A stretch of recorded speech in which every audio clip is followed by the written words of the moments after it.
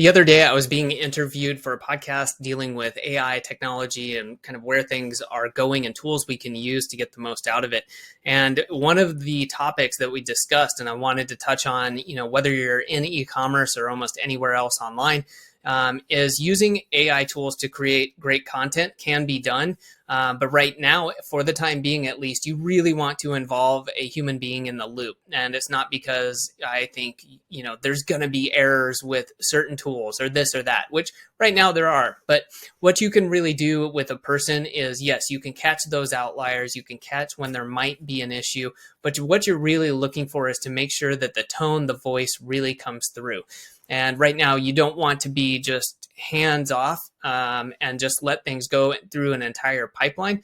There's a few things I would say you can get away with, but if you're doing email, if you're doing long form content, if you're doing design work, you don't want to do this where it goes from a prompt all the way to the person's eyeballs right now, your subscribers, your customers, without having a human in the loop. Again, it's to fix those minor things, but a lot of times, it is a small edit, but that can make a huge difference in the tone, in the voice coming from your brand. So I think that a couple of things you can do to help yourself and to save time is, one, keep using these tools. This is super important. It's not going away. But also what you want to do is to, revise your prompts over time. So the things you come up with for the AI tools, like, hey, do this, create this type of picture.